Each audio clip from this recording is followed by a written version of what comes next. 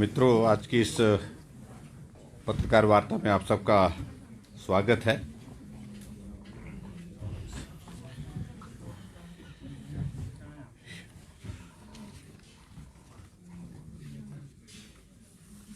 लोकतंत्र का सबसे बड़ा त्यौहार लोकसभा के चुनाव की तारीखें 16 तारीख को घोषित हो चुकी हैं और स्वाभाविक रूप से चुनाव आयोग की उस घोषणा के साथ पूरे देश भर में आदर्श चुनाव आचार संहिता का भी लागू होना सुनिश्चित हो गया है।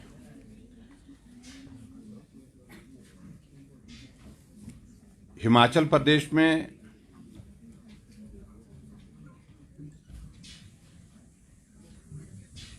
आज हम आप सबके माध्यम से भी और चुनाव आयोग को भी आज हम अपना एक ज्ञापन दे करके आए हैं। उस संदर्भ में मैं एक दो चीजों का जिक्र करना चाहूंगा। जब चुनाव की तारीखें घोषित हो चुकी हैं, चुनाव आचार संहिता पूरे देश भर में लागू हो चुकी है,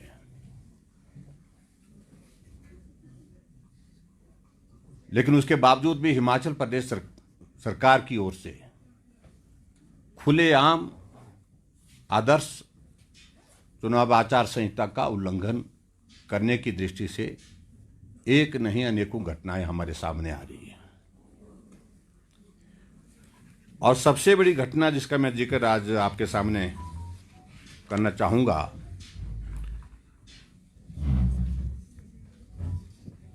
एक योजना उन्होंने घोषित की है, स्वर्गीय इंदिरा गांधी प्यारी बहना सुख सम्मान निधि योजना। अभी हिमाचल प्रदेश में बजट सत्र था, बजट पारित हुआ और बजट किस प्रकार से पारित हुआ ये सब आपको जानकारी है। भारतीय जनता पार्टी के 15 विधायकों का निलंबन करने के बाद बजट का पारण हुआ। अभिप्राय इसका सीधा है कि हिमाचल प्रदेश में वर्तमान कांग्रेस की सरकार के पास बहुमत नहीं है। उस सारे विषय में मैं बाद में आऊंगा, लेकिन प्रमुख विषय आज का सबसे जो महत्वपूर्ण लगता है, जब विधानसभा का चुनाव था, विधानसभा के चुनाव से पहले भी हिमाचल प्रदेश में हिमाचल की सभी माताओं बहनों को 18 से 60 साल की जिनकी आयु है 1500 रुपये कैबिनेट की पहली बैठक में प्रस्ताव ला करके हम देने की घोषणा करते हैं। ये कांग्रेस पार्टी ने अपने इलेक्शन मैनिफेस्टो और जो गारंटी पत्र जिसको खासतौर से जिसका जिक्र किया था उसमें जिक्र किया हुआ था। लेकिन मित्रों, सरकार बनी कांग्रेस पार्टी की और 1.5 वर्ष का कार्यकाल लगभग पूर्ण होने जा रहा है। 15 महीने का कार्यकाल पूरा हो गया। 15 महीने के कार्यकाल पूरा होने के बावजूद भी, जिसमें 2 बजट उनके पारित हो गए, महिला के साथ किया वो वादा 1500 रुपये हर महिला को दिया जाएगा 18 से 60 साल की आयु की, उस पर कोई भी काम नहीं किया। और अभी बजट पारित करने के बाद 5 दिन बाद मुख्यमंत्री जी को ध्यान में आया कि हिमाचल प्रदेश में क्या पूरे देश भर में लोकसभा के चुनाव हैं। एक प्रेस कॉन्फ्रेंस का आयोजन किया जाता है और 5 मिनट की उस प्रेस कॉन्फ्रेंस में घोषणा कर दी जाती है, हिमाचल प्रदेश की सभी महिलाओं को 1500 रुपये 1 अप्रैल के बाद हम देने की घोषणा करते हैं। 5 दिन पहले बजट पारित हुआ। बजट के अगर हर मद में अगर आप देखें तो बजट प्रावधान उस स्कीम के अंतर्गत है ही नहीं, जिक्र ही नहीं है। लेकिन उसके बावजूद चुनाव आ गए और चुनाव आ गए तो चुनाव जीतना है, फिर से झूठ बोल करके किस सेक्शन को हम टारगेट करें, टारगेट करने के लिए वही सेक्शन ढूंढा जिस सेक्शन के साथ, यानी कि हमारी माताओं बहनों के साथ जो झूठ बोल करके विधानसभा के चुनाव में जो काम किया, उसी काम को फिर से करने की कोशिश की है। और उसके पश्चात हमने इस बात को भी देखा कि हिमाचल प्रदेश में एक फॉरम बनाया गया, और ये फॉरम लगभग उसी तरह का फॉरम है जो विधानसभा के चुनाव से पहले उन्हें महिलाओं की गारंटी के लिए वो फॉरम भरे थे, जिसमें उन्हें गारंटी दी कि हम गारंटी देते, हम धारक जो है वो इस बात की गारंटी देते हैं कि हर महिला को 1500 रुपये दिया जाएगा। अब फिर से वो उसी तरह का लगभग उसी तर्ज पर फॉर्म बना करके फॉर्म भरने की प्रक्रिया शुरू कर दी गई, जिसमें एक तरफ पूर्व में प्रधानमंत्री रही श्रीमती इंदिरा गांधी का फोटो है और दूसरी तरफ वर्तमान मुख्यमंत्री सुखविंदर सिंह सुक्खू जी का फोटो है। और उसमें बड़ी दिलचस्प बात है कि महिलाओं को गाड़ियों में भर भर करके लोक मित्र केंद्र तक पहुंचाया जा रहा है, कांग्रेस के तहसील वेलफेयर के ऑफिस में पहुंचाया जा रहा है, और उनको एक ही बात कही जा रही है कि अगर फॉर्म भरने में आपने विलंब कर दिया, देर कर दी, तो उसके बाद और कुछ जगह जनप्रतिनिधियों के साथ साथ में कर्मचारियों के, अधिकारियों के भी फोन भी इस बात के लिए आ रहे हैं कि वास्तविकता क्या है। और इसलिए इसमें आज हमने उचित समझा कि जब आचार संहिता लागू हो चुकी है पूरे देश भर में, हिमाचल भी देश का हिस्सा है,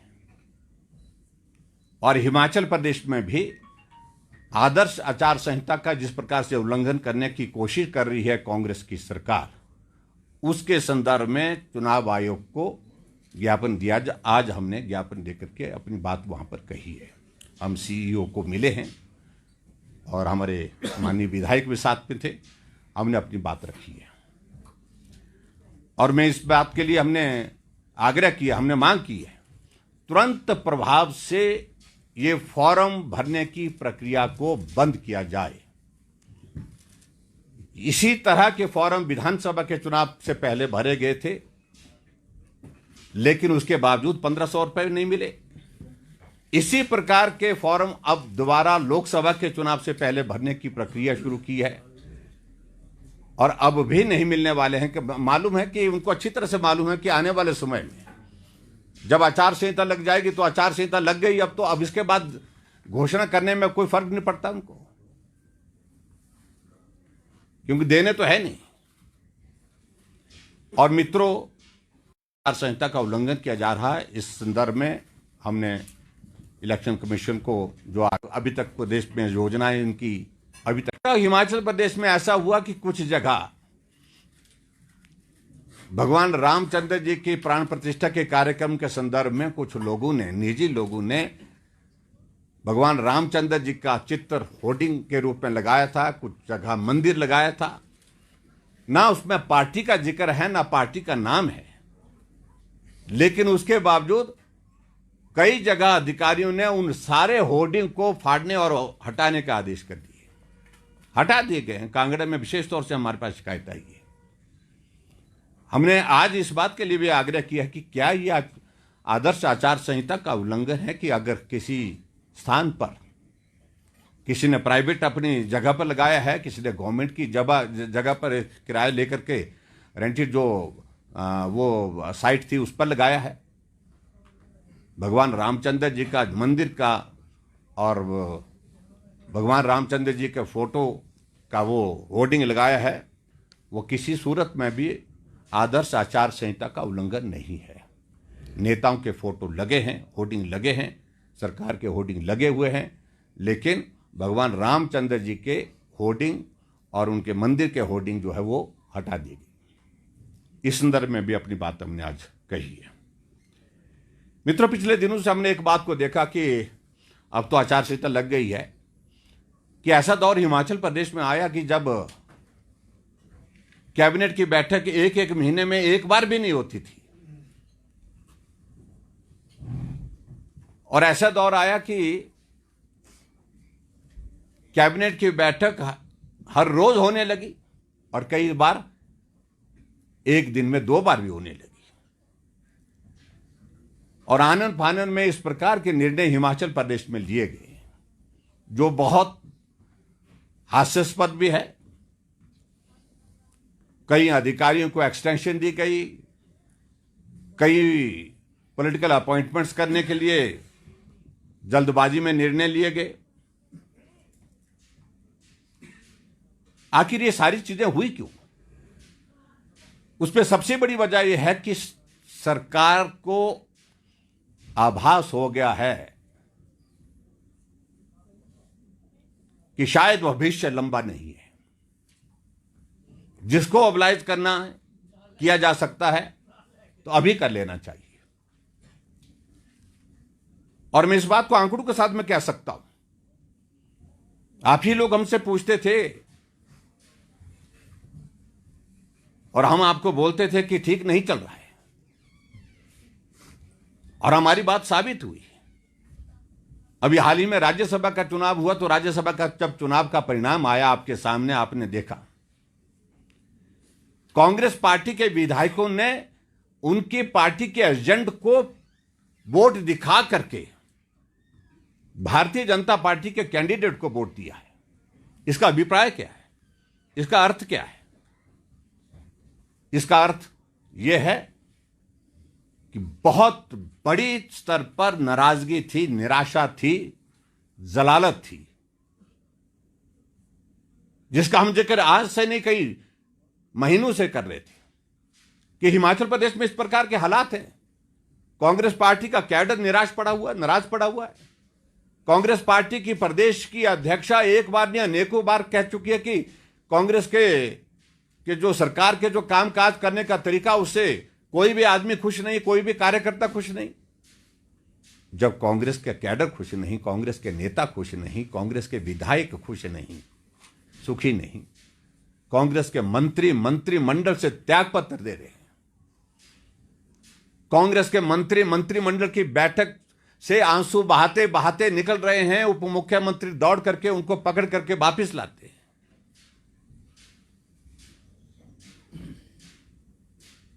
इस तरह का तमाशा कभी भी हिमाचल प्रदेश में किसी सरकार का लोगों को देखने को नहीं मिला जो वर्तमान सरकार का देखने को मिला है।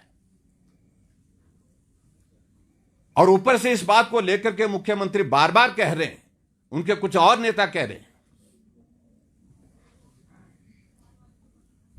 भारतीय जनता पार्टी पर आरोप लगा रहे हैं, भारतीय जनता पार्टी के नेतृत्व पर आरोप लगा रहे हैं। पहले अपनी हालत तो देखिए। ये 6 विधायक आपके कांग्रेस के इलेक्शन एजेंट को वोट दिखा करके चले गए, और भारतीय जनता पार्टी को वोट देकर के गए। इसलिए गए क्योंकि बार बार उनने जलालत सहन की, बार बार उनने आग्रह किया, बार बार उनने बात की, नहीं सुनी गई, नहीं मानी गई। और इसके बाद उनका कहना है कि इसके बाद हमारे पास इसके अलावा कोई और रास्ता नहीं था।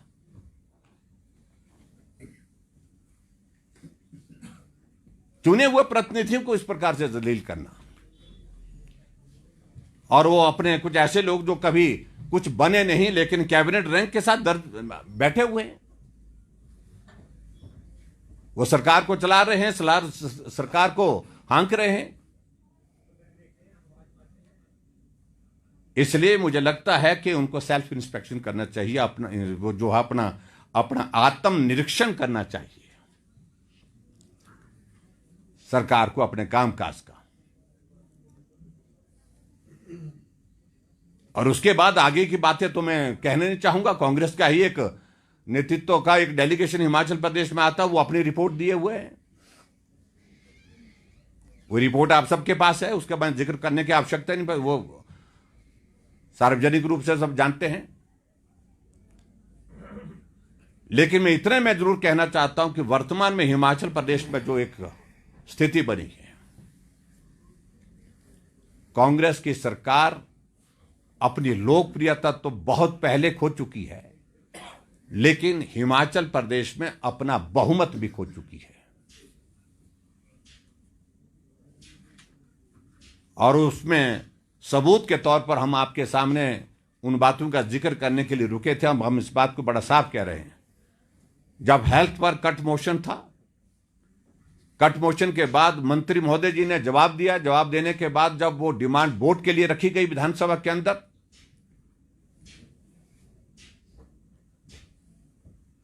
और वॉइस वोट के आधार पर उसको पारित करने के लिए विधानसभा अध्यक्ष महोदय ने बात कह करके हमारी बात को नकार दिया। जब हमने डिवीजन मांगा था, डिवीजन नहीं दिया गया था, सुनी नहीं, और बात बिल्कुल अनसुनी करके एडजॉर्न कर दिया हाउस।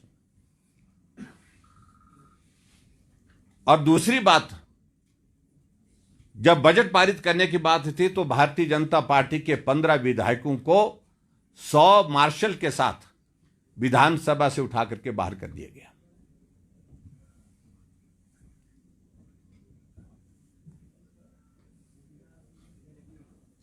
और यह परिस्थिति उस सूरत में,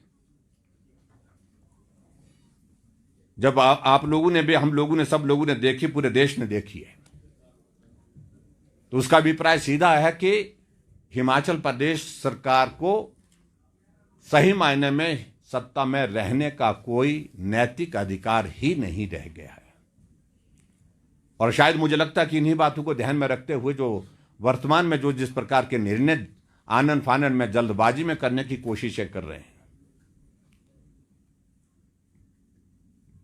उससे जाहिर होता है कि कांग्रेस का भविष्य अब बहुत ज्यादा हिमाचल प्रदेश में नहीं है।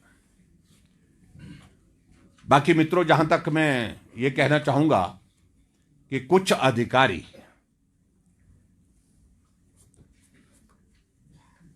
सीमाओं को लांघ रहे हैं,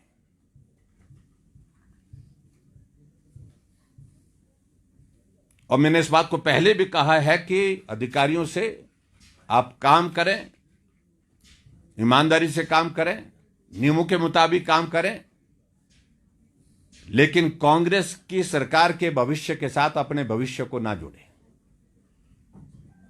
इस सरकार का भविष्य नहीं है लंबा।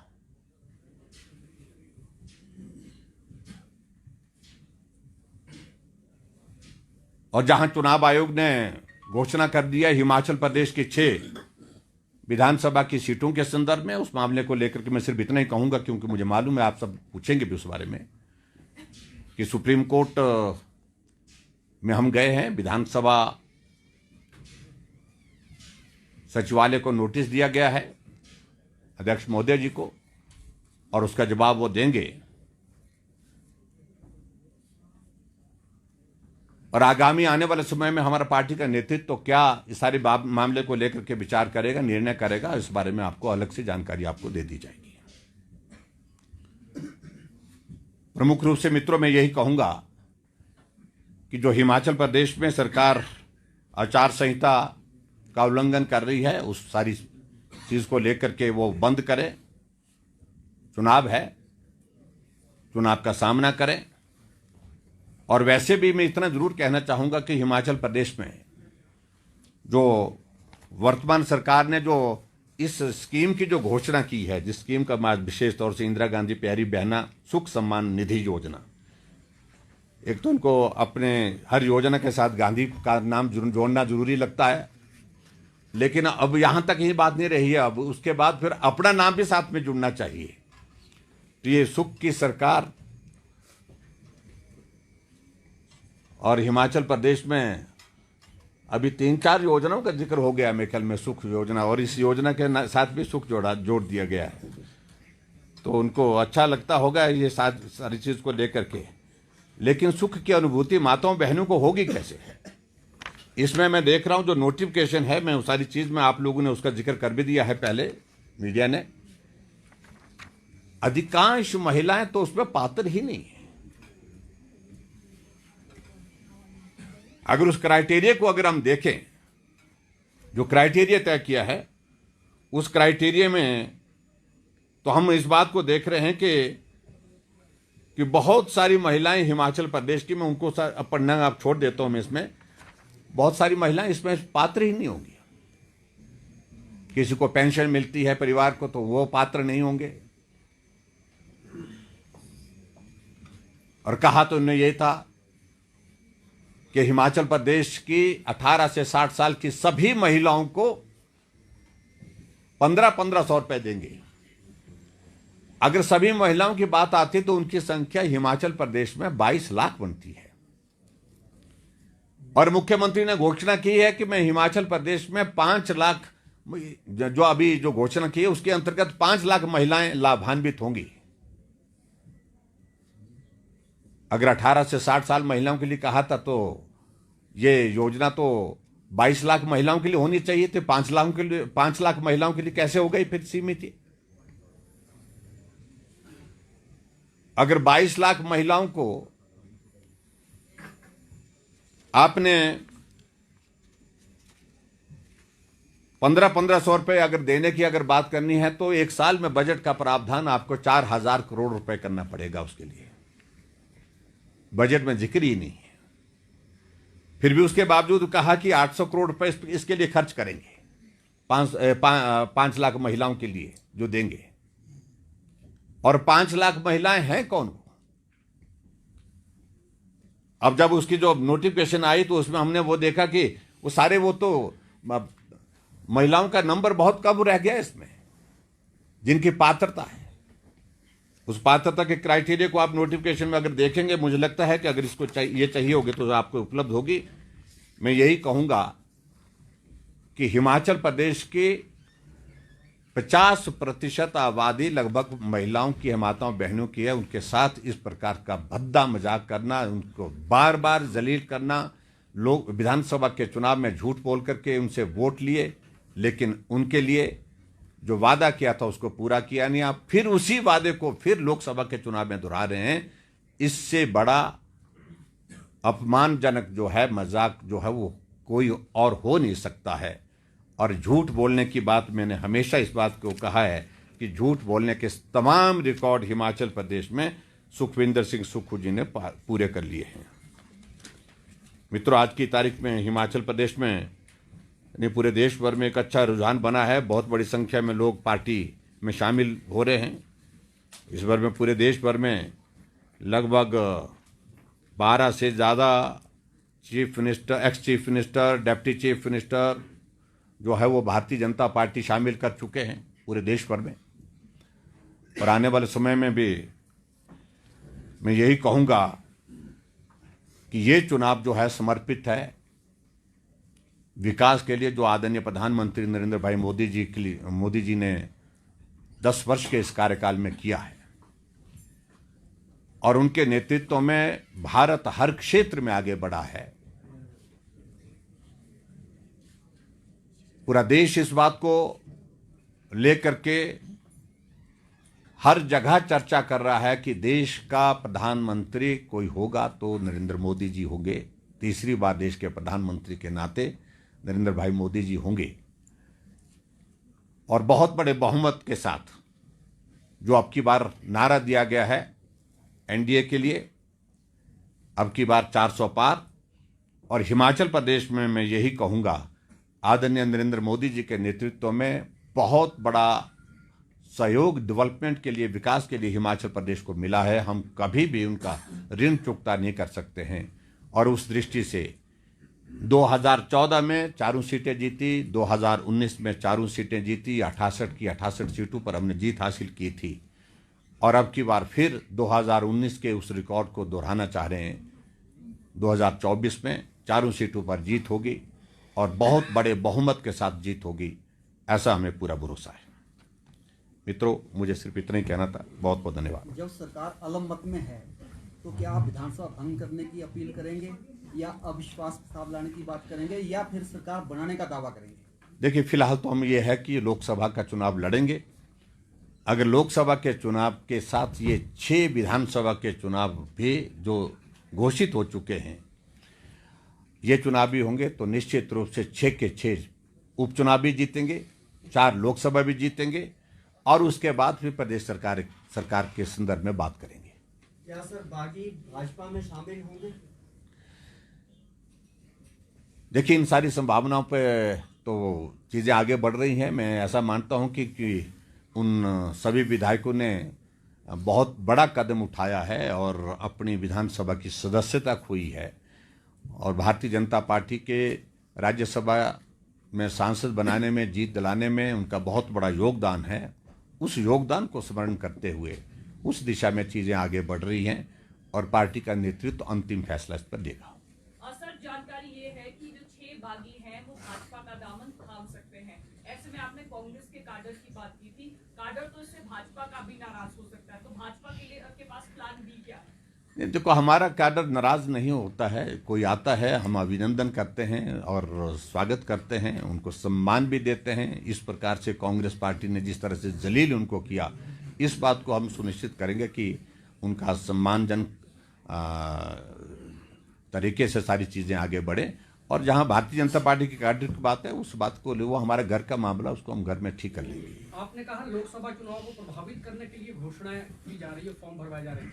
आपको नहीं लगता कि राज्य सरकार को यह आभास हो गया था कि उपचुनाव होने जा रहे हैं और 6 जो विधानसभा क्षेत्र हैं उनमें उपचुनाव होंगे और उनको प्रभावित करने के लिए ये घोषणा की जा रही है?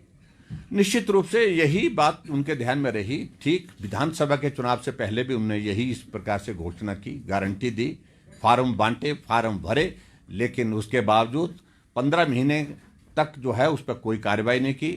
अब लोकसभा के चुनाव आ गए तो लोकसभा के चुनाव से पहले भी उन्होंने वही प्रक्रिया शुरू की है और बजट में प्रावधान नहीं है उस स्कीम के अंतर्गत, लेकिन उसके बावजूद बिना बजट के, मैं भी मुख्यमंत्री रहा हूं 5 वर्ष, हमने 5 बजट प्रस्तुत किए हैं, जिस स्कीम के लिए बजट में बजट का प्रावधान ही नहीं है। अगर स्कीम भी ऐसी होती कि 100 करोड़ 200 करोड़ की होती तो भी समझ में आती। 800 करोड़ से ज़्यादा का उस पर खर्च करने का मुख्यमंत्री खुद कह रहे हैं, लेकिन बजट पारित जो हुआ है उसमें उसका जिक्र ही नहीं है, उसका प्रावधान ही नहीं है। ये सबसे बड़ा हास्यास्पद है मुख्यमंत्री की कार्यशैली पर और उनकी सारी हड़बड़ाहट पर, जिस प्रकार से लोकसभा के चुनाव में वो महिलाओं के वोट को फिर से गुमराह करके हथियाना चाह रहे हैं। और मैं इस बात को कह सकता हूं कि अब की बार मुंह की खानी पड़ेगी। सर, 2 पार्लियामेंट्री जो टिकट अभी पेंडिंग है वो कब तक फाइनल हो जाएंगी? और जो असेंबली के लिए जो कांग्रेस के 6 रेबल्स हैं, क्या उनको टिकट देंगे या किसी दूसरी तरह से भारतीय जनता पार्टी उनको ऑनर करेगी because they have voted in favour of BJP? देखिए, बड़ी सीधी सी बात है। पहली बात तो यह है कि भारतीय जनता पार्टी कांग्रेस से आगे है। हमने 4 में से 2 सीटें लोकसभा की डिक्लेयर कर दी है। हमीरपुर सीट से अनुराग ठाकुर जी और शिमला से हमारे सुरेश कश्यप जी, दोनों इलेक्शन की कैंपेन में जुट गए हैं। 2 सीटों पर निर्णय मुझे लगता है कि कांगड़ा और मंडी सीट पर बहुत जल्दी निर्णय आने वाले समय में पार्टी का नेतृत्व करेगा। जहां तक 6 विधायकों की जिनका एक्सपल्शन हुआ, जिनको निकाला, डिस्क्वालीफाई किया है, उनके संदर्भ में पार्टी हाईकमान सारी चीज़ों पर विचार कर रही है। पार्टी उनको सम्मान निश्चित रूप से देगी। ये सारी चीज़ें विचार करने के बाद पार्टी का नेतृत्व तय करेगा। सर, जो कोर्ट का ऑर्डर है सुप्रीम कोर्ट का, वो अब अगली सुनवाई 6 मई को है, 7 को नोटिफिकेशन की डेट है, तो पार्टी का स्टैंड ओवरऑल क्या है? क्या उपचुनाव में, क्योंकि पहले माइंड बनाना पड़ेगा कि वेट तो कर नहीं सकते क्योंकि डेड एंड आ जाएगा उसके बाद, तो उपचुनाव में जा रहे हैं, पहले डिसाइड क्या कर रहे हैं? और दूसरा, मंडी सीट से जो आपके नाम को लेकर बार बार बात होती है, क्या विधानसभा के अंदर जो फिगर एक अब क्रूशियल हो गया है, फिगर वो इम्पोर्टेंट रहेगा? नहीं, देखिए, तो सुप्रीम कोर्ट का जो आदेश आया उसके मुताबिक तो सिर्फ इतना ही कहना है उसमें हमको कि उसको एग्जामिन कर रहे हैं हमारा पार्टी का नेतृत्व, और नेतृत्व के साथ साथ में जो लीगल एक्सपर्ट्स हैं वो एग्जामिन कर रहे हैं। उसके बारे में जो निर्णय करना होगा बहुत जल्दी मुझे लगता है कि उसमें निर्णय हो जाएगा। और उसके बाद जहाँ तक बात रहती है मंडी लोकसभा के बारे में, तो मंडी लोकसभा में बहुत सक्षम कार्यकर्ता हमारे पास हैं। हमारे नाम का जिक्र करने का मुझे लगता कि आवश्यकता नहीं है। हम एक जगह हैं, काम कर रहे हैं, जो असाइनमेंट दिया है उसको हम कर रहे हैं। और वैसे भी मुझे लगता है कि ऐसे हालात में जो वर्तमान में हालात बने हैं, ना कांग्रेस पार्टी और ना ही भारतीय जनता पार्टी किसी सिटिंग एमएलए को लोकसभा लड़ाने की बात सोच सकती, मुझे लगता है ऐसा है। ये मेरा व्यक्तिगत राय है। कांग्रेस में भी पहले नाम कुछ और तय किए थे उन्हें, लेकिन अब मालूम पड़ा है कि सारे विधायकों को उन्हें छुट्टी दे दी है कि आपको चुनाव नहीं लड़ाया जा सकता है। तो ये एक परिस्थिति है। मंडी को लेकर एक चर्चा चल रही है। कांग्रेस के एक बड़े धड़े पर भाजपा की नजर है, जिनको भाजपा अपना मंडी से प्रत्याशी बनाना चाह रही है। क्या उस दिशा की तरफ भी भाजपा आगे बढ़ रही है? पर ये मंडी पर ही नज़र आप लोगों की क्यों है मालूम नहीं, लेकिन हमारी नज़र तो पूरे प्रदेश भर में है और हमारे राष्ट्रीय नेताओं की नज़र पूरे देश भर में है। बहुत जगह नज़र घूम रही है, बहुत लोग नज़र जो आ रहे हैं उस पर पार्टी निर्णय करेगी जो भी करना होगा, लेकिन अभी इस तरह की कोई बात इस तरह की ज़्यादा नहीं। सर, सीएए को लेकर कांग्रेस का स्टैंड है कि कहीं ना कहीं बीजेपी डाइवर्जन का काम करे। आप किस तरह देखते हैं, कितना फायदा रहेगा सीएए से देश को? देखिए, बिल पारित था लोकसभा में, राज्यसभा में बहुत पहले से लागू होना था। सिर्फ इतना ही हुआ, इसका नोटिफिकेशन अभी करा है। और स्वाभाविक रूप से इस बात को लेकर के जब बिल पारित किया तो हमारी एक ऑनेस्ट कमिटमेंट थी देश के साथ ही। इसका लाभ राजनीतिक दृष्टि से चुनाव में फायदा होगा, नुकसान होगा, लेकिन बिल तो कब का पारित किया है, तो उस वक्त तो कोई चुनाव नहीं था। सिर्फ इतना ही है, मैं कह सकता हूं कि ये देश की आवश्यकता थी, देश की एक बहुत बड़ी एक मांग भी थी और उस मांग को पूरा किया है। और ये स्वाभाविक रूप से ये श्रेय जाता है हमारे देश के यशस्वी प्रधानमंत्री नरेंद्र मोदी जी को जाता है, हमारे गृह मंत्री अमित शाह जी को जाता है। सर, असेंबली सेक्रेटरीट में 9 बीजेपी लेजिस्लेटर्स को जो नोटिस दिया है उसका रिप्लाई फाइल कर दिया है yesterday बीजेपी लेजिस्लेटर्स से, जो कल अंतिम तिथि। क्या आपको कोई एप्रीहेंशन है ऑन दिस? देखिए, मैं उस सारी चीज़ पे अब कुछ ज़्यादा कहना नहीं चाह रहा हूँ कि जो नोटिस दिया गया था उस नोटिस की वैधता पर ही हमने उनको जो है वो प्रश्न चिन्ह खड़ा करके उनको जवाब दिया है। और जवाब जो दिया गया है, मुझे उम्मीद है कि उसके बाद दोबारा पुनरावृत्ति नहीं होगी उस सारी चीज़ की। मैं इतना ही कहना चाह रहा हूँ। थैंक यू वेरी मच, बहुत बहुत धन्यवाद। Thank you very much, please, thank you.